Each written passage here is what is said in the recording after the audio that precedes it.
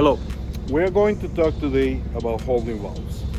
When you work with holding valves in a system, it's a dangerous job that has to be done with lots of care. It has to be released. The pressure that is held in the back of the cylinder, this is a dangerous job. Let's do it properly. You need help, you need instructions. We have made documents to how to do this procedure. Please get in touch with us and let's go to the Tech Tip Tuesday now. Thank you. Every time you need to fix a cylinder, fix a leak, change a holding valve, one of the most important things that you have to remember is inside the cylinder, even though it has been out of PTO for a while, inside the cylinder and this part over here in between both holding valves, the system inside is under pressure. There is pressure in there. For your information, to be able to figure it out better, we usually recognize this holding valve like the rod side. So near to where the rod came out, we will have the rod side holding valve. In the opposite side is the cylinder or the head side holding valve. Most likely will be identical or a change of the volume of the holding valve, the flow that it can manage, but that is how we identify it in case you have, like in the first section, different holding valves. One of the critical parts, like I said, is everything is under pressure. So on top, I have one disconnected over here, and I already have loosened up this one. So, because it's the same holding valve, you can put it in either way. Before you release anything in that holding valve, look for the end port. The end port will be in line with the banjo fitting that supplies the pressure going into the cylinder. I pre-cracked this one. When you open this one, you were going to open a couple turns. When it's in the system, everything supported, nothing is gonna fall. Remember that. When you release this one, that cylinder is gonna be limp, the stuff is going to fall off. So make sure that it's in the cradle or you got it supported in the ground over wood.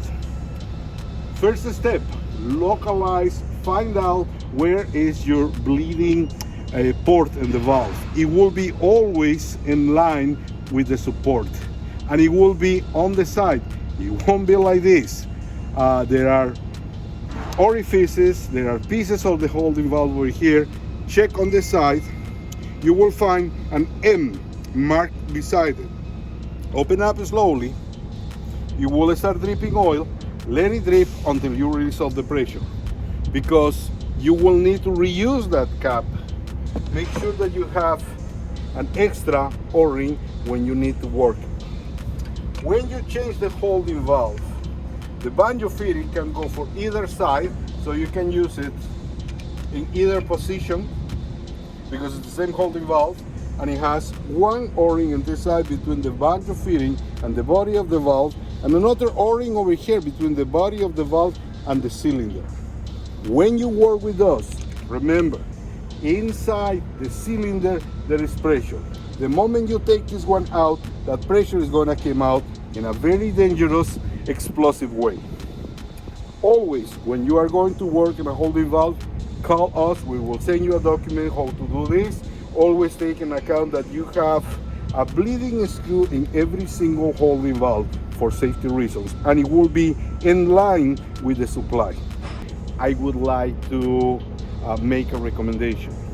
Once you finish, once you have torqued the holding valve in place, 95 foot-pounds for most of the people who work with foot-pounds, 95 foot-pounds to torque this one. Once you finish, before you operate the boom in the job site, under controlled circumstances, open completely the section and put it over relief for 5 seconds. Close it completely and hold it for 5 seconds. You will hear the hissing of the oil when it goes over relief. The absolutely minimum amount of time that you have to do it is 5 times. 5 times extended, 5 times contracting, 5 times extending, 5 times collapsing the cylinder, so you will be able to bleed all the air out of that. If you don't do this, the air, because it's a gas, it can be compressed and it will act like a spring, and you have no control over gas compressed or a spring.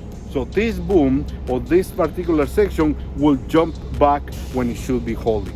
Always when you finish doing a change of a holding valve, make sure that you have torque and make sure that you bleed the air out of the system. Thank you.